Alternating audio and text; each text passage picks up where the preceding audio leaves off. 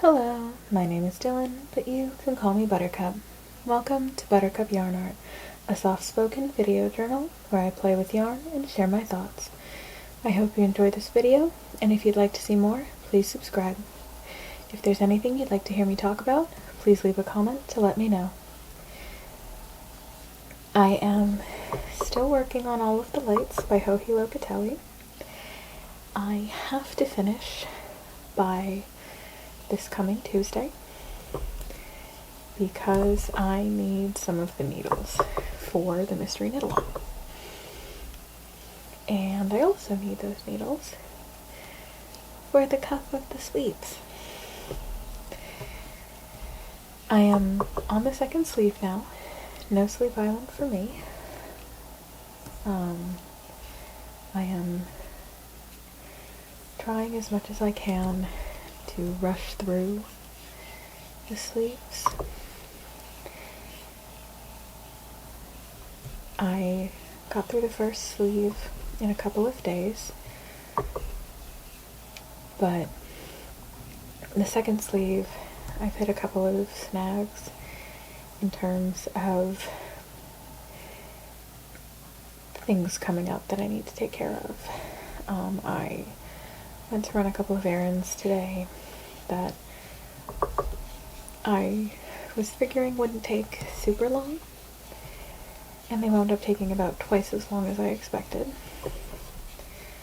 I wasn't driving, so I had been planning to knit in the car, and then I got motion sick and had to put my knitting down. So I haven't been able to do as much as I wanted today, but I am still hopeful that I will be able to finish all of the knitting on all of the lights by Tuesday.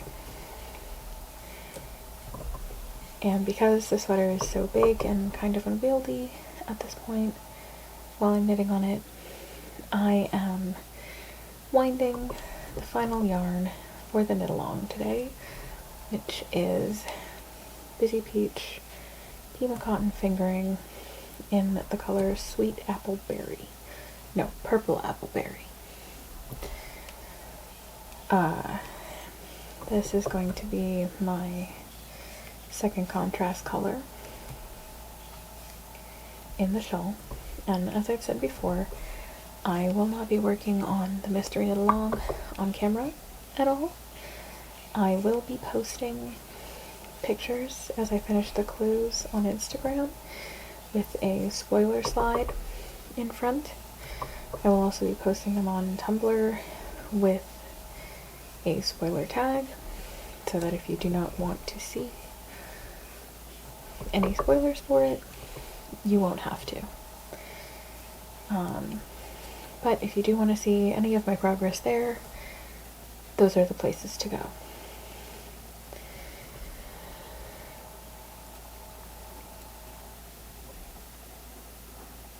So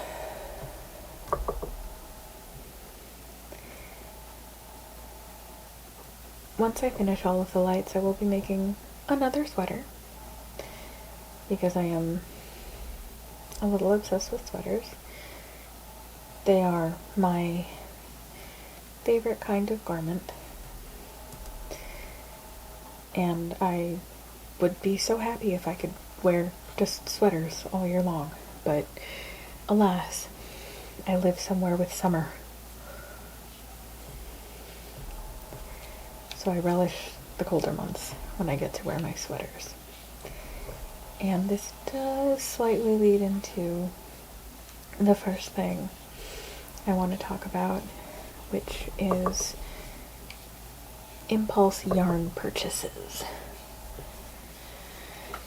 I think I've talked before about having terrible impulse control, which is true. I have almost no impulse control whatsoever. I'm so bad at it. I've worked really hard for a long time to improve my impulse control, but it's not really that much better. Case in point, last weekend I had to run more errands that wound up taking a lot longer than I expected. And my mom needed to stop in a craft store for something. And whenever I go into a craft store, I wind up drooling on the yarn.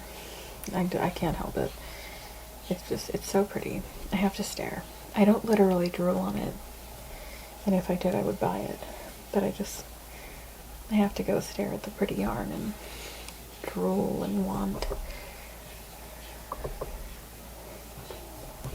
And I was looking through the yarn. Mainly I was looking for interesting, affordable cotton yarn. But there's not a lot of variety in big box craft stores in terms of cotton yarn. There is some, but there's not a lot. But I saw this one yarn, this gorgeous tweedy purple yarn.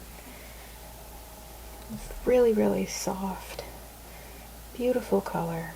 I love it so much. And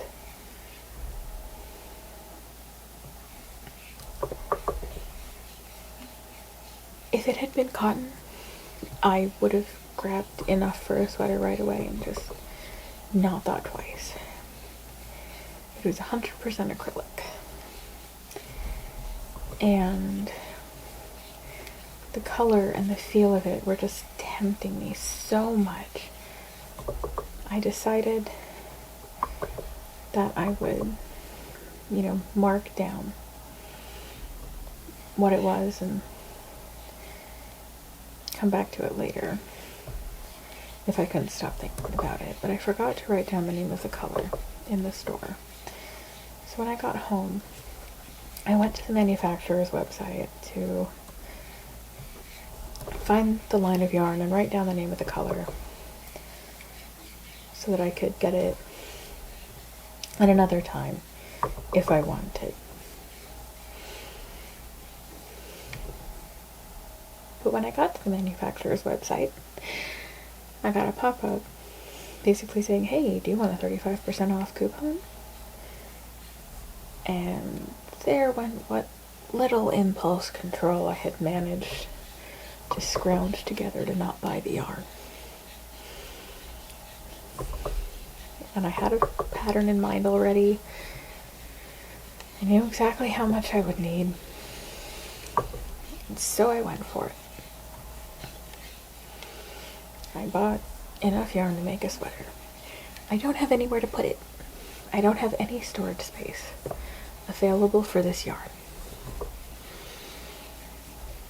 I had kind of hoped that, there would be a huge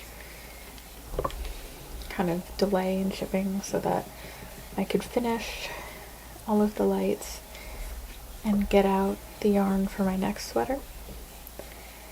And I could use that space to store this new yarn. But because I was hoping for it to ship slowly, it shipped very quickly. So I don't have anywhere to really put it. It's still in the box, sitting on top of my actual storage space.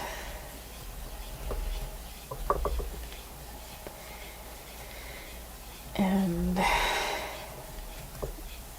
hopefully, once I finish all of the lights, I'll be able to fit that yarn into the space created by taking out the yarn from my next project.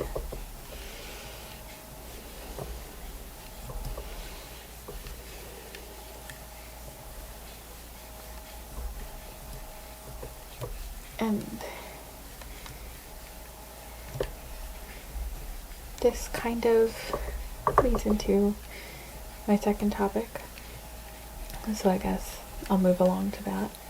My second topic that I want to talk about today is kind of the act of setting crafting goals.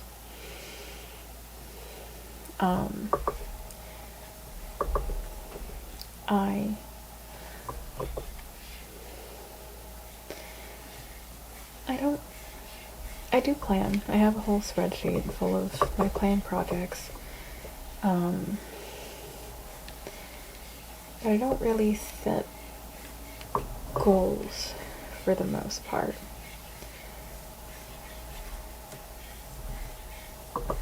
I have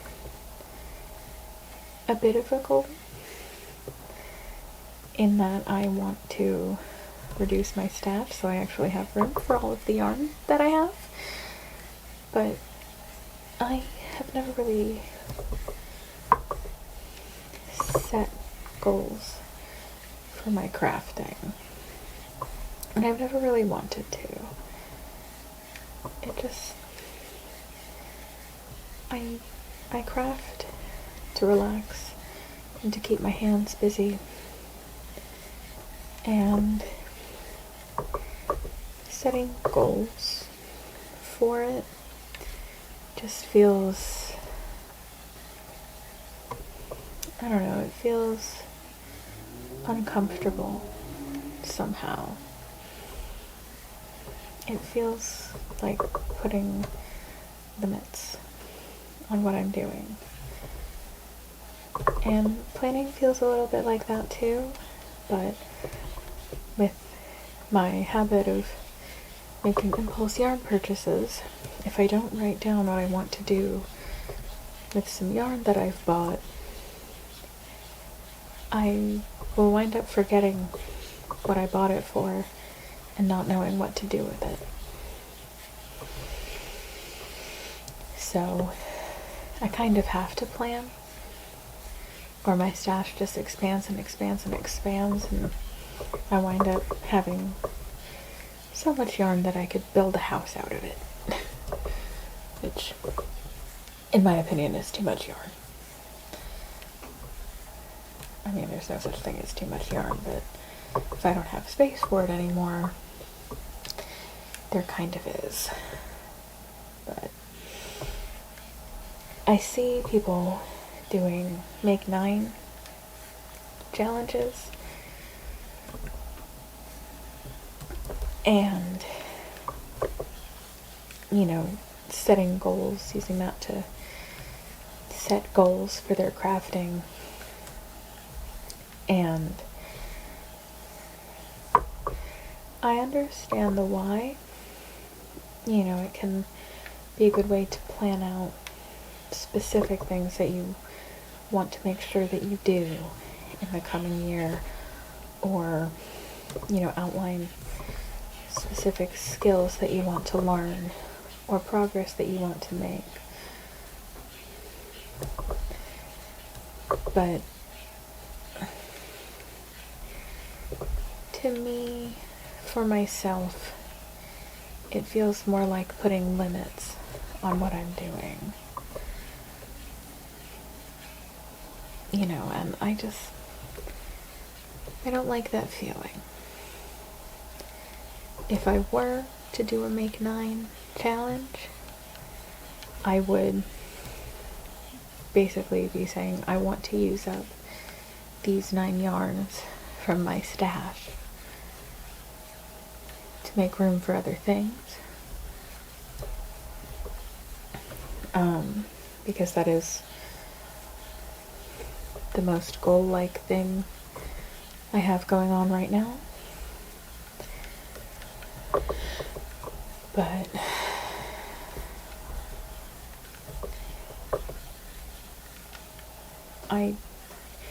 it's weird. I do really well with structure. I do a lot better when I have structure to what I'm doing. I find it easier to focus, easier to make progress, all of that, if I have good structure to to work within. But I also like having the freedom to change that structure when I need to, for whatever reason I need to. And setting goals feels limiting. I know a lot of people do really well with setting goals, and it actually helps them expand. But for me, it feels limiting to me to be only shooting for specific things. I like changing things on an impulse, on a whim, and shifting my plans just to get to things that I'm really excited about, or build in breaks that I didn't realize I would need. And when I have structure and rules and things like that, I can get really rigid with it. And I don't like that as much. I sometimes want to not have something so rigid, have something a bit more fluid. So that's why I don't do things like make 9 or setting specific rigid goals.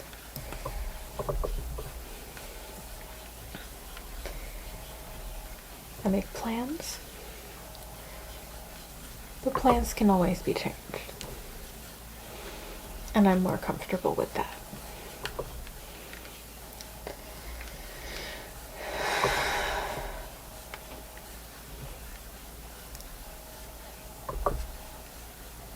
Hopefully this was interesting and at least a bit coherent. You might have heard some rainy sounds or cat sounds. The rainy sounds, I am right in the path of Hurricane Henry. Or is it Henri?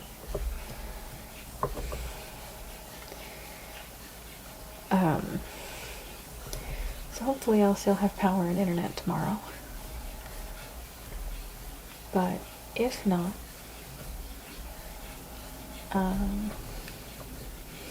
I'll make it. I'll be alright. I hope that wherever you are watching from, you are safe. And I hope you enjoyed this video.